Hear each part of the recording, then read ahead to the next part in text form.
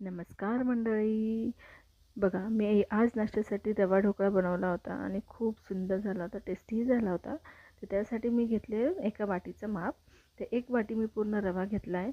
थोडंसं कमी, तीच वाटी थोडंसं कमी दही घेतलं, मीठ टाकलं आणि त्याच्यामध्ये शुगर ॲड केली आणि एक पळी तेलही घालून घेतलं. त्याच्याने छान असं हे येतो, म्हणजे शाईन येते. त्याच्यानंतर हळूहळू थोडं थोडं पाणी टाकायचं, त्याला मिक्स करायचं आणि असं लोण्यासारखं त्याला हे करून घ्यायचं, लोण्यासारखं दिसलं पाहिजे.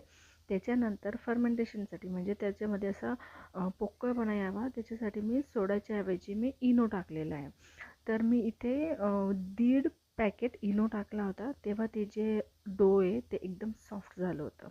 त्यानंतर मी ही प्लेट घेतली. त्या प्लेटला पहिले आपण ऑइलिंग करून घेतलं होतं. खाली पूर्ण प्लेटला ऑइल लावलं आणि त्यानंतर वरून हे पीठ टाकून दिलं होतं आणि त्याच एका साईडला मी त्या याच्यामध्ये भांड्यामध्ये पाणी उकळायला ठेवलं होतं आणि त्याच्यावरती प्लेट ठेवून दिली आणि झाकून दिला.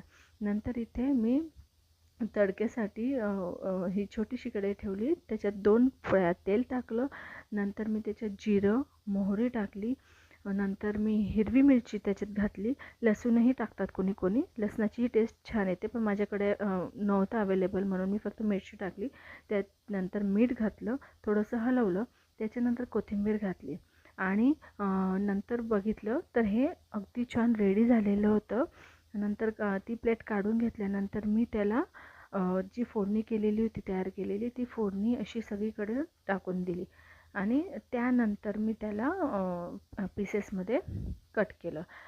कोणी कोणी ना स्क्वेअर शेपमध्ये कट करतात, कोणी कोणी डायमंड शेपमध्ये ते पीसेसमध्ये कट करतात. तर मला डायमंड शेपमधले आवडले म्हणून मग मी डायमंड शेपमधले ते पीसेस कट केले आणि खूप मऊ आणि एकदम नरम, एकदम हलके असे हे ढोकळे रेडी झालेले होते. ते मी हे पीसेस केल्यानंतर उलथणीने बघा किती छान असे तयार झालेले, खालीसुद्धा लागलेले नाही आहे आणि एकदम सॉफ्ट असे ढोकळे तयार झालेले नाश्त्यासाठी.